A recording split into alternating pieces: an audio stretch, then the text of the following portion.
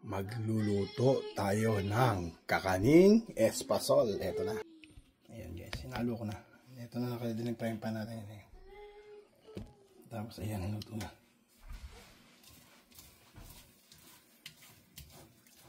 Pag kumulat na yan, pwede na yan guys. So yung ginawa nating mixture, isang condensed milk ube flavor. Ayan. At isang 400 milliliters of gata. Ayan. Wala sa lata. Wala kasi dito. Tsaka ko nilagyan ng 2 kutsara ng makapuno. Ayan. Pag ang consistent nito ay dumikit na. Halo-haluin lang natin guys. Magkakaroon tayo ng instant espasol. Kulay ube nga lang. Dahil ube ang ginamit natin. So, ito ay isang glutinous rice. 400 grams glutinous rice ang ginamit natin. 400 grams glutinous rice.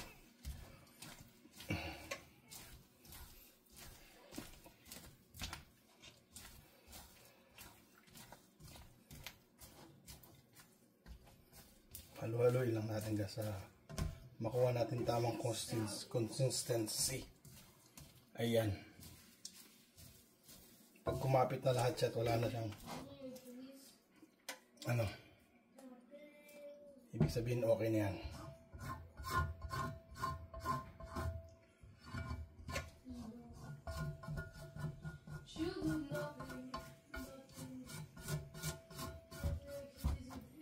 Bigla lang tayo nag-crave. Nakakita tayo sa Facebook na paggawa ng espasol. Gawa tayo.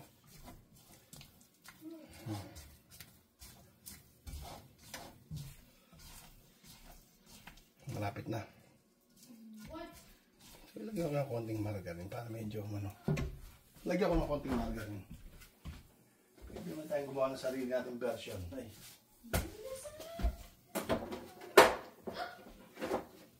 Lagyan natin ng konting mantikili. Hino mantikili? Mantikilya.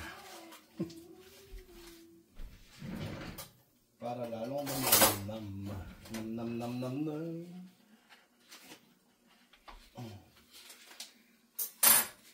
Ito ilagay natin. Yan. Was that favorite X? What favorite X? Is this supposed to be favorite X? Look at this thing. Oh no, that's Velvet. Yeah, look at that. Look at Velfire.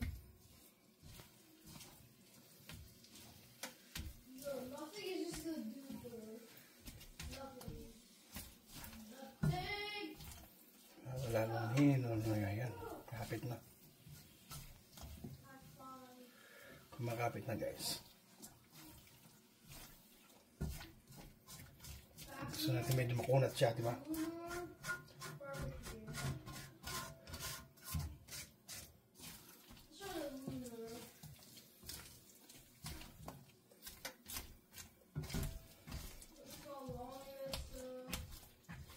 Oh, kailangan natin hinaan pa. Yan. Tumidog ito sa ilalim.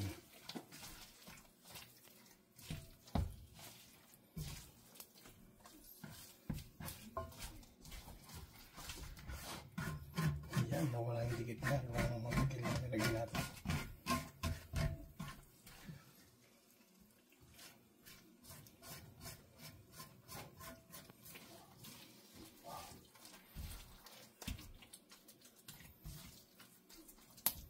Nice and consistency. And then shot.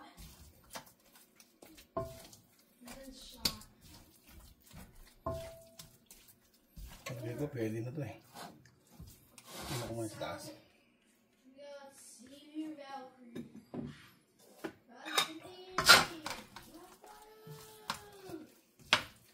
Like, can I regain spin? Did I just... I can pick any bait. Oh.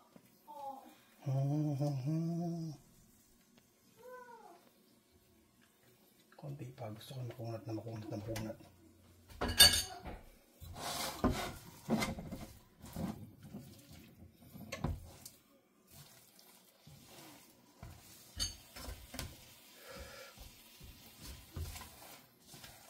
You know. Kita nyo.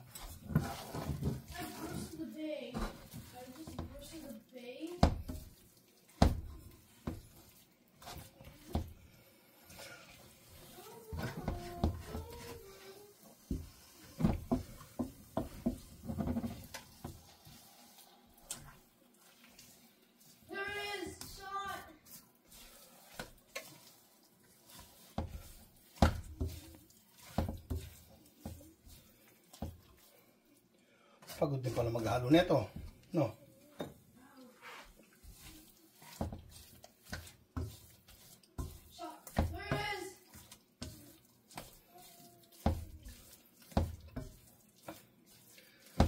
Ayan, ready na siya. Patayin ko na. Yeah. Siguro mga 15 minutes, 15 to 20 minutes ko rin siyang ganyan.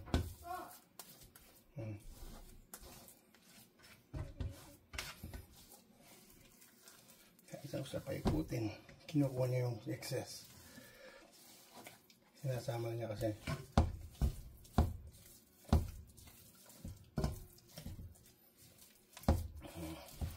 Okay na yan. Tali na natin siya.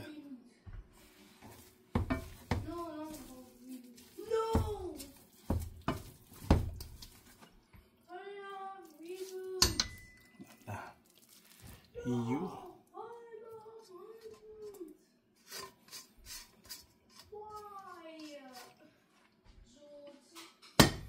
Gusto natin balutin natin siya nito.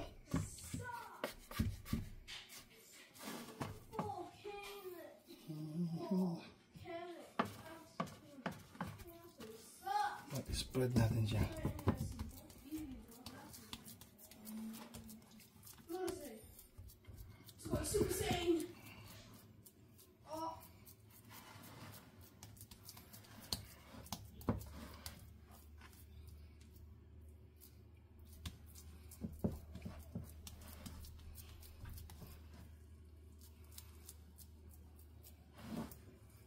Wow, hindi ko akala makakagawa ko ng espasol. Nagawa sa ubi. First time natin gagawin to, guys, kaya oh my god, bro, tingnan natin kung makakaulit pa tayo. Isa sa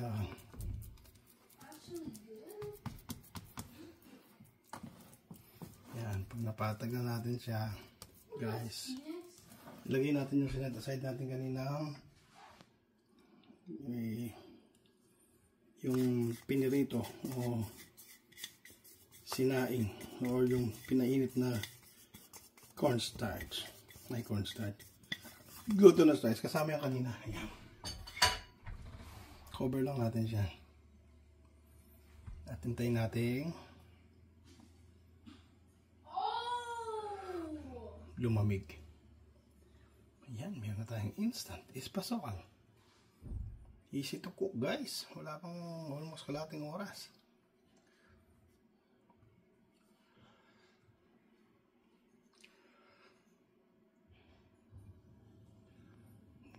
Kung pambenta mo yan, usually 3 ingredients okay na, pero nilagyan ko lang ng makapuno. Mahilig ako sa coconut, guys. Coconut nut is the giant nut. Panamigil lang natin. Yan ang kinalabasan ng ating ube. Ay, ube. Espasol de ube.